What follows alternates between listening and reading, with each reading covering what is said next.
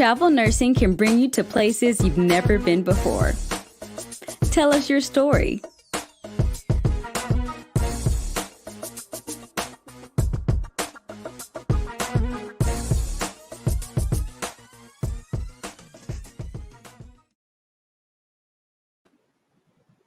Hi there, it's Rita at the Travel Nurse Channel, and Happy New Year. Happy New Year, everyone. We're a few days in. It's Tuesday the 7th, so it's kind of over. It's kind of over. My tree is down and all that stuff. I'll start off. The topic today is going to be communicable diseases, other communicable diseases besides COVID, which is such a focus and such a reason for all our hard work lately, or your hard work lately, I have to say. I haven't been in the hospital as a clinical nurse for quite some time, for a couple of years now. But I think it warrants talking about this, because we wind up getting so focused on certain things and minimizing other things. So let's start off with a New Year's joke and a communicable disease joke. And I wonder if any of you know the difference between the bird flu and the swine flu. And my PRN laugh answer is that the bird flu, you would need tweetment. And for the swine flu, you would need ointment. Okay, that's my silly joke. All right, so what are some of, I'm sure you don't have enough hands to count all the communicable diseases out there, but I'll give you some stats as we go along the way from the CDC. You can find this at WebMD, at almost any university site, contagious and communicable diseases. And if you have one, you shouldn't be working. And that's why we get our vaccinations and we try to stay healthy and so forth. But what about tuberculosis? Yeah, tuberculosis is still out there. You don't know who has it. And I'm going to give you stats that I found from the last data that the CDC provided for this, which is 2017.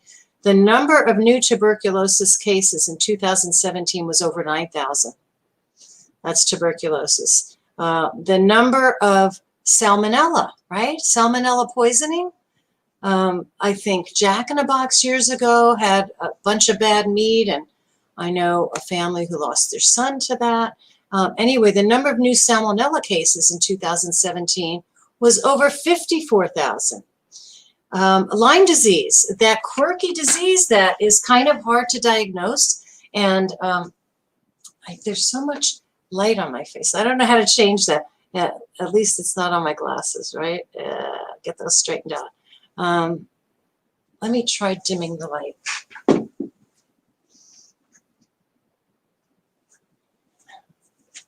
Does that change anything? Not really. I don't know what it is. This room is actually kind of a pale green, but it comes out very yellow. So Lyme disease, 42,000 cases, over 42, almost 42,800 in 2017 of the Lyme disease, which is really a quirky, painful, terrible one. And then it goes on and on. But what about the flu, right? The flu is very communicable and contagious. The measles, the mumps, rubella, varicella, that's measles, mumps, German measles, and chickenpox. Pneumonia kills. It can kill, actually. It's communicable. How about the STDs, the sexually transmitted diseases? I mean, it's just, diseases are out there, and we practice safe practice, and we use isolation and reverse isolation and hand washing and gloves and masking for the respiratory droplets, those types, the pneumonias and the COVIDs and the viruses. Whooping cough. and pertussis, they're still out there. Even things like chronic sinusitis can be very communicable, right? So I brought a piece of tissue paper in here, right? We have lots of tissue paper and toilet paper and paper towels and napkins that you get when you get your food, and we cough and we blow. And what do? We hold on to it. Sometimes we stick it in our sleeve. I've done that many times in a group or at a church or whatever, and I wipe my nose and I tuck it in my sleeve. And now I've saved some germs and spread them on my body. You know, we do goofy things. I didn't really cough or blow, but I have hand sanitizer. It's a wonder. I've lost so many layers of skin on my hands from all that sanitizing and washing, but I do it anyway. So why do I bring this up? Because infectious, viral, parasitic, AIDS, I didn't even mention AIDS, HIV virus, whooping cough, measles, they're out there, and there is morbidity from that, and yet we don't. I'm looking at another computer. Sorry for not looking at you. I'm going to go back to another page because I feel like I missed hepatitis. Hepatitis. How many hepatitises are there? A, B, C, G, I, H, I. Hepatitis, very communicable. I mentioned influenza. Hand, foot, and mouth disease, another one. MRSA. I don't know enough about this, but MRSA, multi-resistant staph aureus infections. Once you have that, and it doesn't matter if you're a child or an adult, that's in you, okay? Then you have that resistance in you and that MRSA in you. And so every time you get a wound and so forth, the MRSA will be there, the healing will be stalled and so forth. And I heard, I don't know this, I'll research this, maybe we'll talk about it another time, that they are coming up with something to reverse MRSA. So I feel like you know about it because you're healthcare people, and that's who the Travel Nurse Channel is dedicated to. But I feel like others don't. We're just, everybody's inside, and when they do go out, they're wearing their mask and they're washing their hands, hopefully, and they're not going anywhere when they're sick. But we've always needed to be cautious. And when we're practicing as healthcare practitioners and nurses and doctors and technologists and therapists, we're practicing, we're doing safe practice by constantly washing our hands and doing good histories and physicals and teaching to our patients and their families. And we're not just considering COVID as a contagious disease, a communicable disease. Yes, it is. It's a communicable disease. It's a contagious disease. It's the only pandemic I've ever lived through.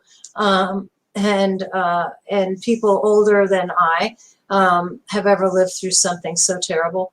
But a pandemic that's worldwide.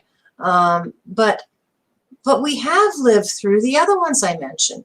The tuberculosis, the STDs, the AIDS, the swine flu, the bird flu, the viruses, the meningitises, the influenzas. We have, and what have we learned? Is to learn to be clean, to learn to understand, to protect yourself and others. That's what healthcare professionals do, have always done. And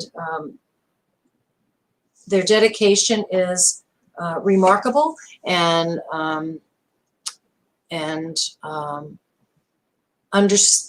I understand it. I understand it, but I think others don't. Like, how could they do that? We've always done that.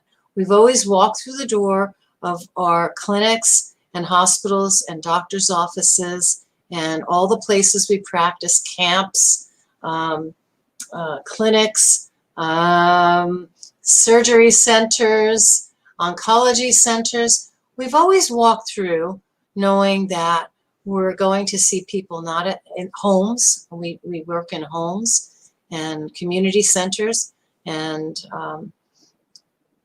long-term facilities and LTACs, we know we're not going to see people at their best. We know we are going to face their diseases, their wounds, their decubitus ulcers, their infections, all of that, right? So we practice safely and we do what we can, and we stay abreast of information. We learn about meds, we review meds, we learn about new meds, and so forth. And the other thing we do to take care of others is we take care of ourselves. So that was on my mind. Oh, I forgot to open up my comment column. You know, this is live. Travel Nurse Channel. I can't get to my mouse. Oh, Gollum is there. Hi, Gollum. How are you? I'm good. I'm good. Happy New Year. We're talking about communicable diseases because COVID is not the only one. And I thought it was time to remind myself and others that there are others and how we deal with them, how we've always dealt with them. We've never dealt with a pandemic before. And I applaud everyone who's out there helping and doing what they can for so many patients, that patients and patients' families and other their compadres, their co-workers, everyone who's dealing with patients with COVID, but doesn't mean they're not dealing with other patients with many, many other problems. And I'm not talking about cardiac disease and diabetes and so forth today. I'm just focusing on the communicable diseases. And thank you for tuning in. And I'm always happy to see you and hear from you. Travel Nurse Channel, I hear hospitals are paying a premium for ICU and ER nurses. Yes, yes, because there's always been a need for nurses in the ICU and the ER, and labor and delivery, in med-surg and telemetry, and clinics, and all kinds of areas. I'm trying to think of the nurses that help. Oh, I can't think of the title, but nurses the discharge planners have always been in need. So all of those are in big need, but the ICUs are full. The ventilators are all being used. I don't believe patients are being turned away, but patients are being going to various hospitals when their ICUs are busy, so they have to go maybe down the road a little further and so forth. So yeah, there's a high demand, and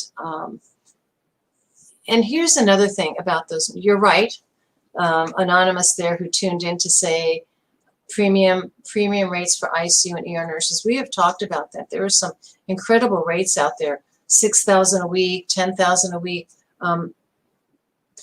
We've mentioned areas that are particularly busy: Florida, Texas, California. So many areas where the virus is a little bit out of control. Not sure Arizona. I think Arizona has some issues as well. I mean, I don't have those stats in front of me, but the pay rates for travel nurses in the ICU and the ER and other areas is particularly high because the hospitals are very busy in those areas. So for quite some time, some of the local hospitals here in Southern California were not doing their scheduling their surgeries because all hands were being moved to ER and ICU. So there is a huge need there, and there's pay rates that are, I don't know why I just seem out of balance. There's too much yellow light on my face. You know, I'm not a production person. I'm just a nurse talking to other nurses and other healthcare professionals. So so bear with the video. Maybe I can get somebody in here to help me one day. So yes, their pay rates are high. Yes, the needs are high, and you could probably pick wherever you want to go across the United States and work in those areas. I imagine, I didn't do my stats on that this particular week, but we've looked at them before. I can pull them up before we get I'll go in my cabinet here. A lot of things got moved into this room for Christmas time. I still have some Christmas gifts that didn't get given. Oh dear. One of these days, because you don't get to see people. Yeah, but let me pull out my cards and I could tell you some rates. And of course, these rates would be from a month ago. But that's not the only reason to work. But we all have to make a living. So isn't it nice when sometimes there are some good rates out there that you could take advantage of? I may have erased them. I don't know. So, yeah.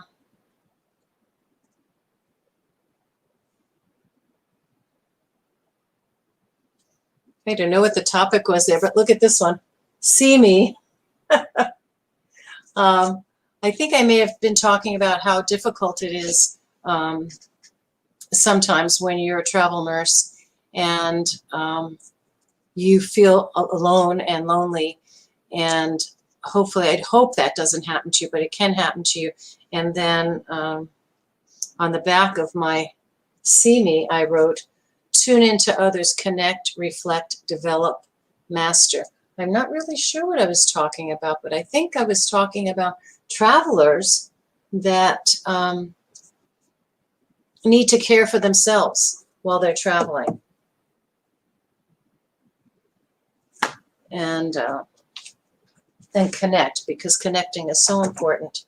And just looking for some rates to run across the screen for you, because somebody is mentioning that hospitals are paying a premium for ICU and ER, and they are. There are some amazing rates out there. But I may have erased it. But if you are an ICU nurse and you've thought about traveling, bravo.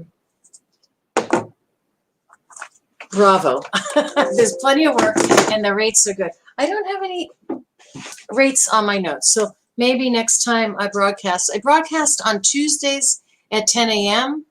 Pacific Standard Time, and it's live every Tuesday.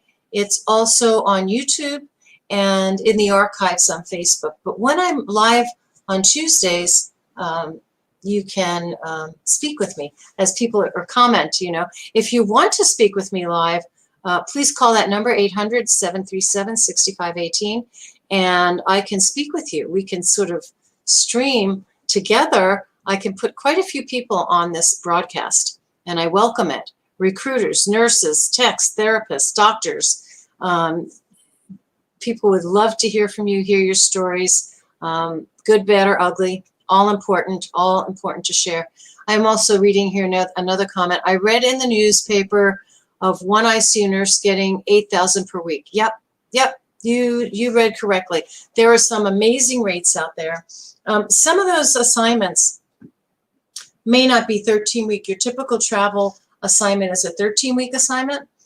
And some of these critical, these fast staff needs, it just may be a week, or it may be 3 weeks, or it may be more, you know. But speaking of the ideal travel nurse, we're on the ICU and ER travel nurse. What makes up that ideal travel nurse? They're dedicated. They have attention to detail. They're reliable. Let me say that one again. Reliable, reliable, reliable. The best travel nurses are reliable.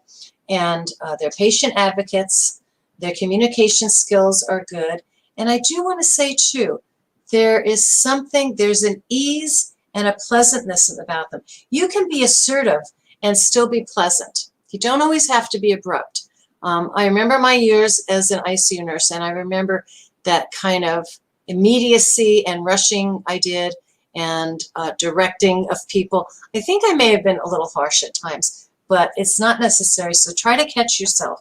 You know, you're dedicated, you're good, you're skillful and knowledgeable, and you are your patient's advocate, and so you work diligently and hard and very focused. And if you need help from others, you direct them with, try to be gracious and try to be a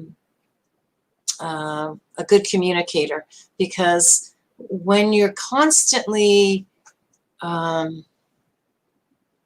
too stern and too rough with people, you lose them.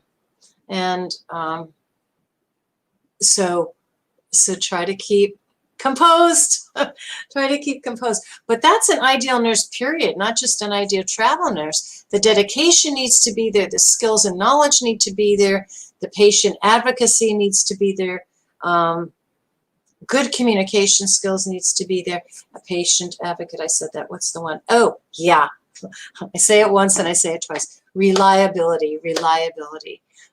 If you're a travel nurse, you need to be not on time but early, not confuse your schedule, mix up your days. You need to be super, super reliable. And that would be the beginning of an ideal travel nurse, or an ideal travel ICU nurse, or an ideal travel ER nurse. So thank you, everybody, for tuning in. The communicable disease, we know now the pandemic is COVID. We know we need to protect ourselves and protect others. We can always do better. So now my practice of using reusable masks is to wash them in the laundry and then keep them in my car. And then before I put on my mask, I wash my hands. When I take off my mask, when I take off my mask, I wash my hands. Now, this is not in the clinical setting. In the clinical setting, you're going to follow whatever the guidelines are where you're working. But this is just for everyday safety. You want to stay healthy at work and outside of work. So wash before donning your mask and wash after taking the mask off. Let's assume the mask is not clean, right? It's not clean. It's certainly not sterile. What else? Wash your hands, keep your distance. Don't go out when you're ill. There's so many, my daughter's taking advantage of this. She's busy with school and the baby and everything else, and her husband and her, so they use the DoorDash, and, we take turns going for the groceries, but we're very, very careful. We still are practicing a lot of safety going to and from the stores, and what other practices? The washing, the staying healthy. Don't go out when you're ill. Wear your mask, wash your hands. Just some of the basics. Let's see. And then today we wanted to talk about communicable diseases and safe practices, because COVID is not the only thing that you come up against. And some of those things, including pneumonia, including the measles, including sinusitis, including all the many communicable diseases that I've mentioned, Lyme disease, tuberculosis.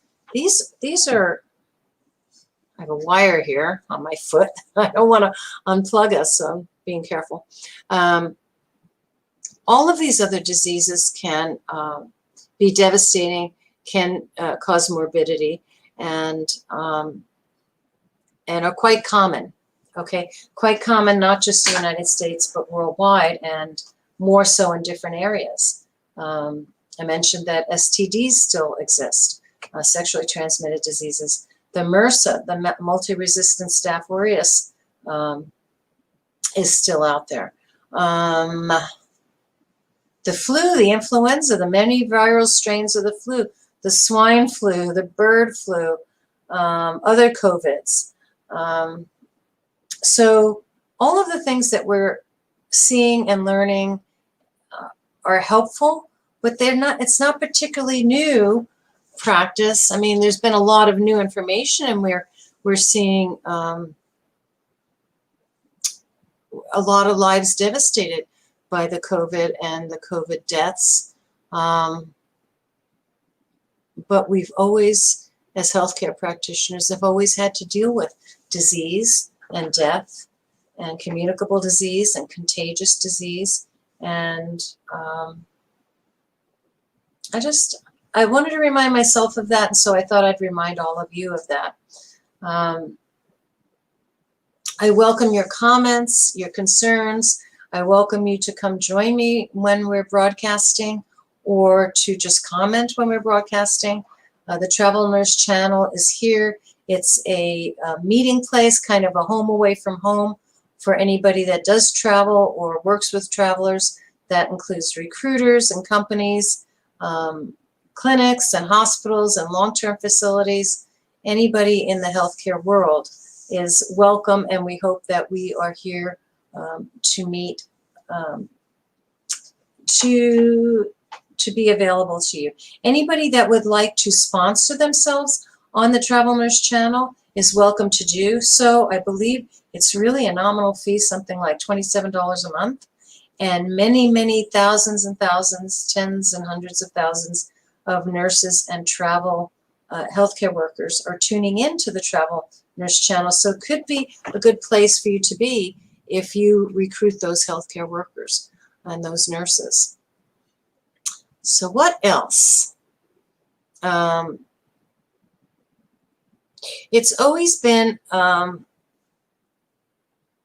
there's a lot of history.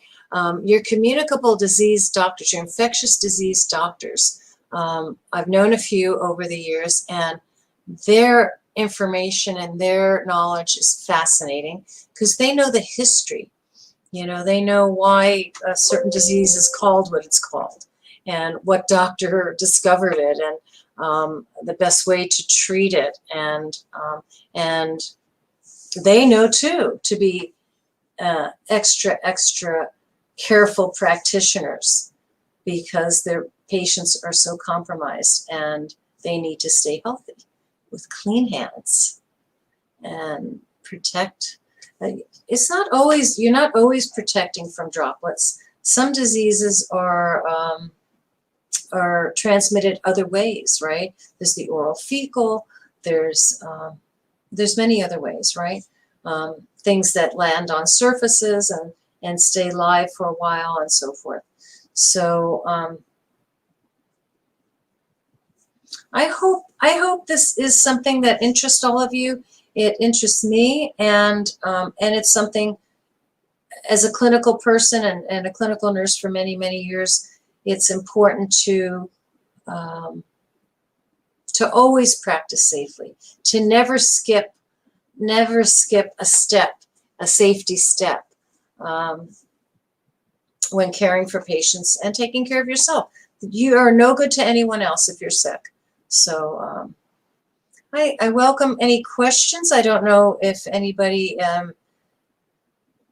is tuning in now, but if you want to, if you don't have time now, maybe you're working, you can always call or email. It's Rita@travelnursechannel.com. Rita is R-I-T-A at travelnursechannel.com. You can email me if you have an interest of being live, or you can call 800-737-6518. Or you could just tune in when I'm live on Tuesdays on Facebook between 10 and 11 a.m. Let's see. Should we talk about one of these communicable diseases? Should we not talk about COVID for a change? Let's see. Let's talk about,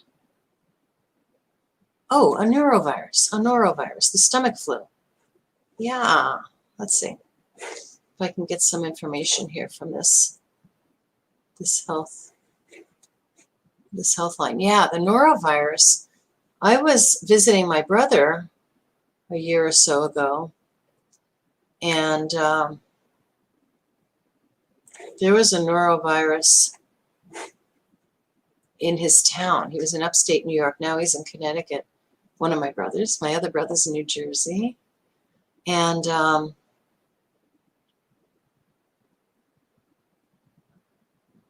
let's see, norovirus. Can we get some information? Oh, the cutest little cutie pie. They use her picture for pertussis infection, STDs, MRSA, tuberculosis. Oh, norovirus isn't there? The stomach flu. There it is. Okay, norovirus, often referred to as food poisoning. It causes inflammation in your gut resulting in pain, nausea, diarrhea, and or vomiting. You can become infected if you come in contact with stool or vomit from an infected person. And that's what was happening at the schools. It sounds gross, contact with stool or vomit, but oh, you throw up, bleh, you go to the bathroom and you don't wash properly, and then you touch the door, you touch the desk, you touch so many things that you're not even aware of. My mother is handicapped, and she's always telling me, I'm clean, my hands are clean.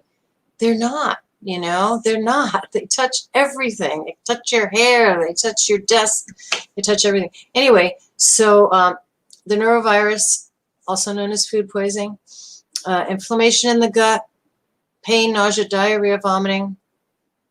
You come in contact with stool or vomit from the infected person, or you consume food or drink contaminated with the virus. And if you always wash your hands with soap and water after using the bathroom and before preparing or handling food.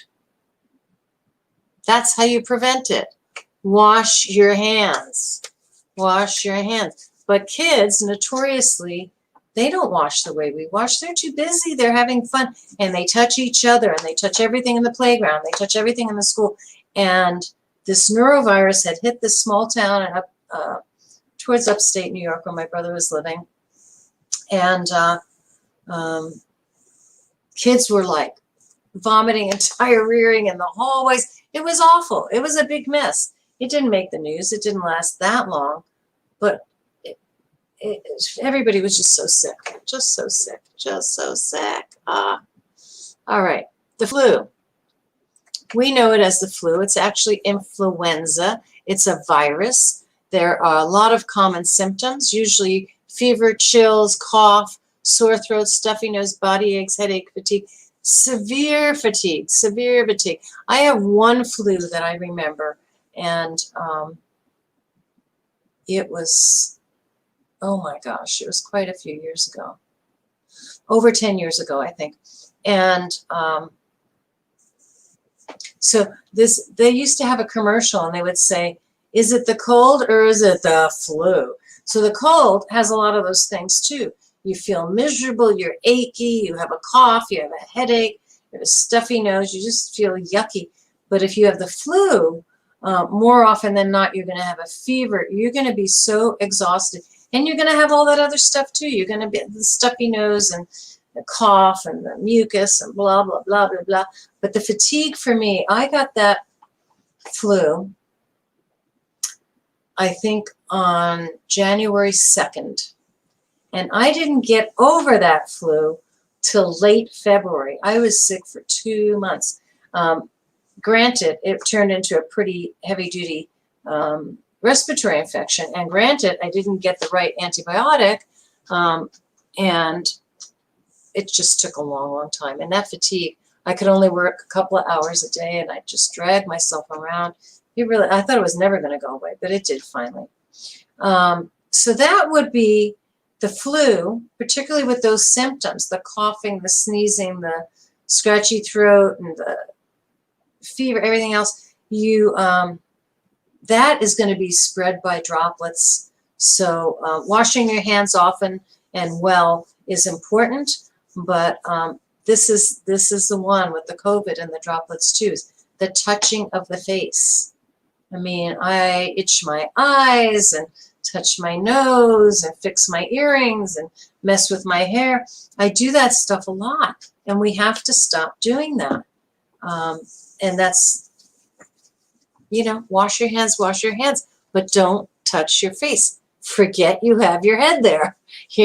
You wash up, you groom in the morning, and then don't, because It is flu season generally in the wintertime, is a big flu season. So in addition to washing hands, that's another good practice. Let's look at another disease. Let's look at meningitis. Oh, that's a bad one. Who did I know that just had meningitis? Oh no, they had pharyngitis. This kid, this young adult was very sick. It was pharyngitis. And finally, they figured that out and treated him and got him out of the hospital as quick as they could. But meningitis, even more common than pharyngitis, is an inflammation of the protective membranes of your gray matter in your brain and spinal cord. So you get very nauseous, you vomit, you get sensitive to light, you're running a fever, and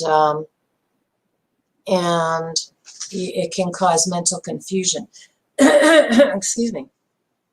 So now that I have a little cough, going to use the tissue and toss it out and wash my hands again. But anyway, these communicable diseases, meningitis, AIDS, tuberculosis, the norovirus, the food poisoning one, they are really contagious. They are really communicable. And none of us are really immune because we interact with each other together and so forth. So I think they weren't mentioning. They weren't mentioning. Why is my dog going crazy? He must be getting some mail or something. So I think there's an interest right now in traveling. And I know some nurses that just started traveling, thought about it for years, tried it, and it worked out great. They enjoyed themselves. They had a good experience, and they signed up again. So I think that I'm going to focus on maybe one of those areas, maybe ICU, big area right now with the COVID, and with all the other, the aging population. We just, we have, there's a need. There's a healthcare need when you get to that level, the critical level for good nursing care, for good health care. And so I think we'll focus on some of those jobs and how to prepare yourself for those jobs. And stay tuned. We'll start that next week. But today I just wanted to say COVID is not the only contagious and communicable disease. It's a horrible one. It's a virus, but there are many others. And to follow those hand washing and protecting yourself and others, follow those practices and stay well. And thank you for tuning in. I don't see anybody checking in or making comments, but you're welcome to do so anytime, or send an email or make a call. You're welcome to come on the broadcast with me. That would be wonderful. If Tuesdays don't work for you, we can broadcast another time, and then I can air it on Tuesdays when people know to tune in at 10 a.m. I'm going to check out now. This is Rita at the Travel Nurse Channel. I love speaking to you. Stay well. I just put that thought out today about other communicable diseases because they're there. If you have children, you're vaccinating against them. And if you're a healthcare person, you're getting your vaccinations and your boosters. And I just thought that might be of interest to you. Email me anytime, rita@travelnursechannel.com, or call 800-737-6518, or tune in. Thank you so much. Oh, yeah, there is definitely somebody there, a mailman or somebody. Oh, no, it's my grandbaby and her daddy. Okay, folks, take care. I'm going to send you out with that cute commercial that we like so well. My mouse is hiding today. Anyway, take great care and take care of those patients. And thank you for all that you do. Travel nursing can bring you to places you've never been before. Tell us your story.